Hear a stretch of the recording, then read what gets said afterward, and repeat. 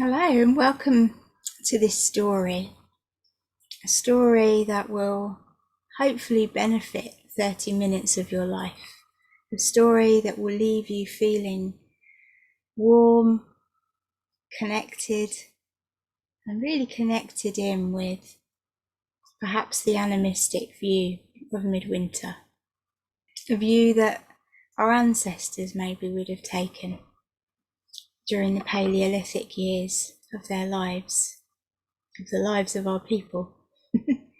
So the story that I've written is based on research into and thoughts as well around Paleolithic animistic ceremony for Midwinter by Kate Fletcher and Corwin Brock, who do amazing things actually in this life. And you'll find more information on the Midwinter Bear Feast that they have created and recreated on their website, which is ancientmusic.co.uk. So I hope you enjoy this story. The story is called An Origin Story for Midwinter. So I've written it, so forgive me for looking down because I have to look down to read it. But I will do my best to look into the camera where possible. So before you hear this story, I'd like to suggest that you find yourself a comfortable, cosy space, that you perhaps find a blanket to wrap yourself around, maybe make a cup of cocoa or a cup of tea to sit and sip and warm your hands while you're listening to the story. If you have a fireplace, light a fire. Or if you don't have a fireplace, light some candles, just so that you have the flickering flames that you can gaze into while you're listening to this story. So, allow your gaze to soften into the flames. Allow the light of these flames to warm your soul. Allow the warmth of the cup in your hands to warm your heart, and the blanket to warm your body.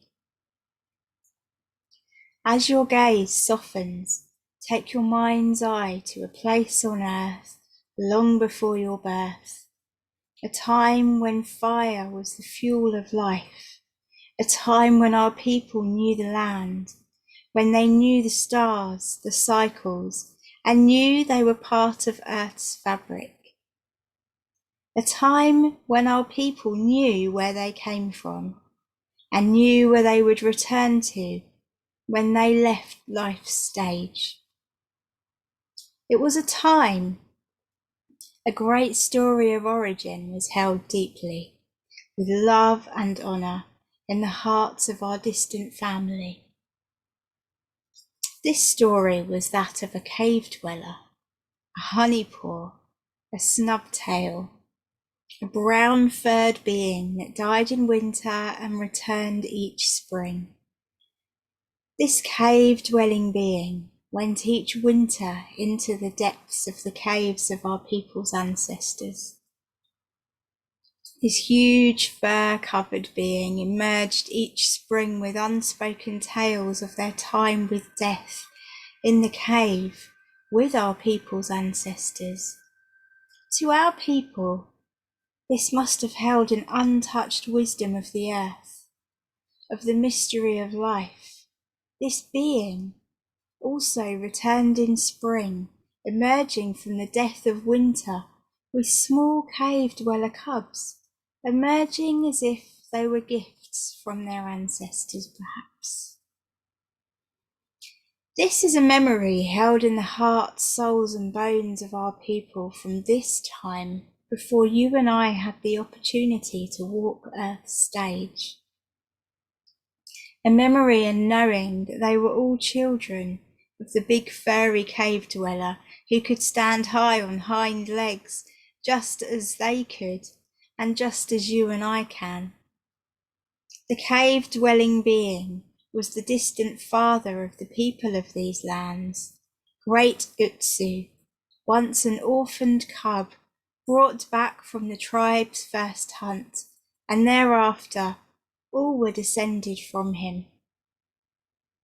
As we sit here feeling this story so far, visualizing the cave-dwelling being as we know them, imagining life as it was for our people, we can see and feel deep within our bones the threads of this story too, for this is within us. Let us allow these woven threads to reveal themselves further within the story as it unfolds next. Frosts lay heavy on the earth's sleeping ground that hold the slumbering trees. The moon is high in the sky on this night. The stars of old hang in the tapestry of their stories in the deep blue night sky. An owl hoots to its mate, to-wit, to-woo. There's a stillness in the air.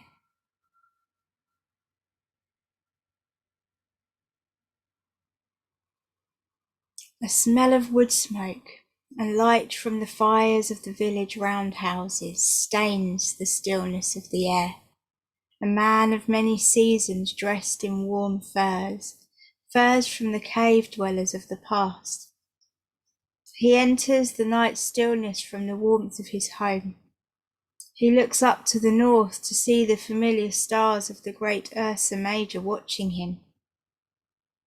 Then from the north, a dancing green light appears, ebbing and flowing on the horizon. It disappears, and another flows out towards him, dancing gracefully. He never tires of this beautiful dance of life. It takes his breath away. He feels in this moment, in his heart, the ancestors call to him. This is the light from their world during the nights of frosts covering the ground. This is the light of the celebrations, the reminder to trust in the ancestors and feel the wisdom of the earth to carry his tribe through the seasons of the stars and the frosts. To us, this light is the aurora borealis. The man of many seasons calls to his friends and family in the sound of the night. The sound so clear that not even the trees would know he made it, but his family know. Coo, coo, coo, coo. The men emerge from their dwellings, all dressed in furs from the cave dweller. They hold drums and repeat the noises of night back to him. Caw, caw, twit, twoo. They begin to softly beat their drums, a heartbeat to draw up the wisdom of the earth. As they do this, they begin to hum, sing and chant. The man of many seasons pulls the fur over his head to become and be at one with the cave dweller. He feels the spirit of the fur begin to flow through his veins. He feels the spirit of the fur being begin to flow through his veins, and he roars as if he were the great Utsu. As the spirit of cave dweller takes hold of him, he begins his dance, a dance that allows him to connect with all cave dweller spirits, a dance that allows the connection to show the man where the cave dwelling spirit might be, who would be willing to give up the life for their tribe's survival during this time of frost. A dance that connects him with the visions, and a dance that connects him with their ancestors. His tribe sing their songs. The drumming and dancing slows to a stop. The old man of many seasons stands still, huge and tall in his cave dweller skins. A young man steps out from the crowd that has gathered around him and approaches the man of many seasons. He asks, "Where was Bruin born, the honey pour turned over?" The old man answers, "There, Bruin born, the honey pour turned over in the upper air upon the great bear's shoulders." The young man asks, "Where was Bruin given birth, the bear cubs brought up?" The old man answers, "In the little woolen box, in the iron box on the peg of a small cloud." The young man asks, "How was he let down to earth?" The old man says, "In a sling he was let down, in a silver sling, a golden cradle, on a nameless, quite untouchable string." Then a group of men step forward from the crowd around the old man, and a few more emerged from their dwellings in furs with spears in hand, and the tribe begin to sing another song, the hunter's song. "Forge a spear of magic metal, forge a lancet triple pointed, that I may awake great otso. Forge a lancet triple pointed, forge a handle out of copper, that I may awake great otso. Hide thy claws within thy mittens, otso, while thou forest apple, that they may not harm the hunter. Otso, while thou forest apple, let thy teeth remain in darkness, that they may not harm the hunter, that they may not harm the hunter." The singing went on for a long time, inspiring and building up the energies of the hunters as they prepared to go into the night to wake Great Otso. After a time the singing ceased, and the community of people that weren't in the hunting party went back into their homes to prepare for the hunter's return. Each hunter in turn picked up their spears and approached the old man. The old man looked out from under a great cave dweller's face, which covered his head, his eyes different, deep, and filled with the spirit of the cave king, the cave dweller, the great cave spirit. He looked into each hunter's eyes and spoke aloud this prayer: "Guide the skier by the sleeve, direct him by the coat skirt, lead him towards that headland, move him towards that hillock where the quarry may be caught and the game brought home."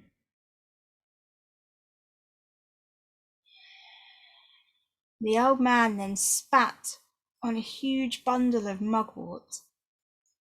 He began to hit each hunter with the bundle from head to toe in ritual. They each then headed towards a big bowl of burning mugwort and welcomed the smoke around their bodies, their spears, and steeped their clothing and hair to cleanse them, ready for the hunt. The man of many seasons leads them to the perimeter of the village and offers each hunter a word of blessing and encouragement from spirit as they step beyond the tribe's borders and into the wild. The man of many seasons returns to his fire and watches from afar as the party tread onwards across the frosted ground, the wintry landscape around them illuminated, white as the moon and stars reflect on a million ice crystals. The hunters finally arrive at a rocky outcrop. squatting like a toad against the horizon, the very vision given to them by the man of many seasons, the shadowed moor of the cave visible at its base. Every sense in their being is now heightened, and they walk towards the cave, aware of every movement they make. Finally in position, the hunters become still, silent, as they wait. Then the low hum of singing gently rises on the wind as they start their song to wake the bear. Wake up now, brother, the sun is shining on the hills. Wake up now, brother, the ants are running on the snag. Wake up now, brother, birdsong is ringing in the ears. Wake up now, brother, the sun is shining on the hills. Wake up now, brother, the ants are ringing on the snag. Wake up now, brother, birdsong is ringing in the ears. The song rises, echoing, reverberating around the frosty cavern as the hunters call out their challenge to great Otso, cave dweller. The honey paw rises to meet their challenge, and the hunters meet him.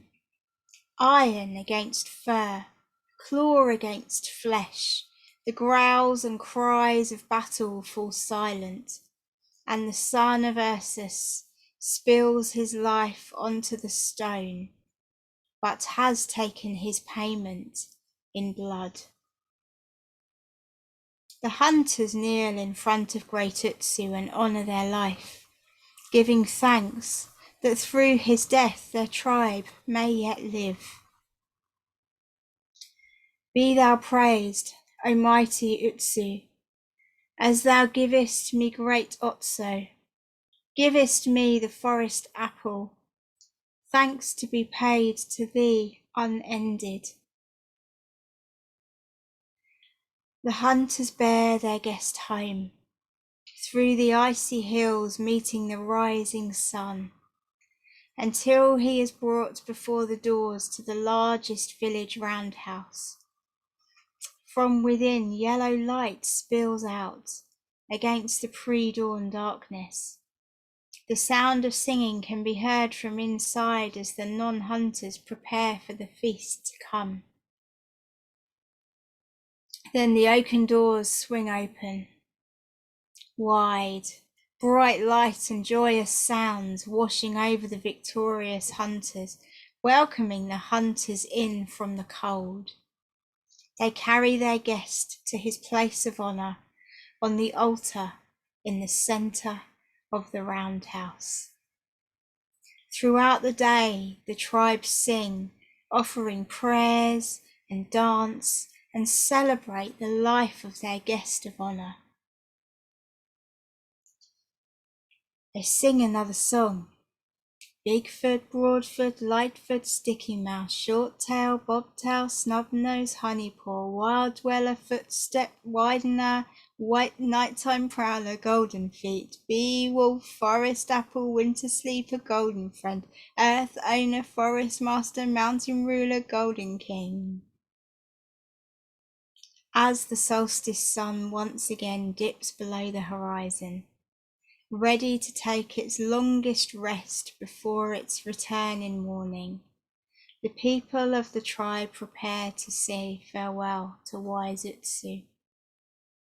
They prepare his earthly remains, ready to guide his spirit back to the sky Father. The tribe take hold of the skins and walk outside into the night. In the silence of the night, the low hum, once more of voices break out across the night sky in these words. Golden one, be on your way. Golden precious, make your way. Along the golden lane, along the silver road. You'll not be taken far from here, just to a pine tree on a hill. a juniper at the field's far edge. There the winds will meet your needs, the wave will drive your perch. On one side, a white fish strait, nearby the sweep of a salmon run. The hearts of the tribes swell as the dancing embers and smoke of the fires of the village rise, guiding great Otso back to his sky father, back to the Great Spirit. The greens and blues of the dancing lights from the ancestors' dance greet the Great Spirit of Otso. From behind a cloud, Ursus Major, the great bear, shines down as the rising smoke meets him to allow him to dance on the shoulders of the All-Father once more until he may return to earth. The tribe spend the longest night feasting around the great fires, telling tales of the origins of their tribe when Great Otso became their grandfather. They tell tales of hunts, of the friends they miss, of the hopes and dreams they have for the future of their tribe.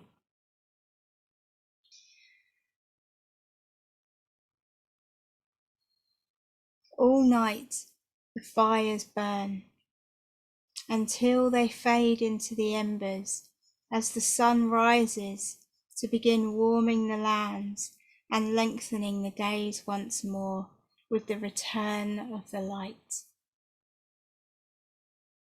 And so the cycle of life continues. Thank you for watching this. I hope that it's inspiring you with Midwinter, and I hope that somewhere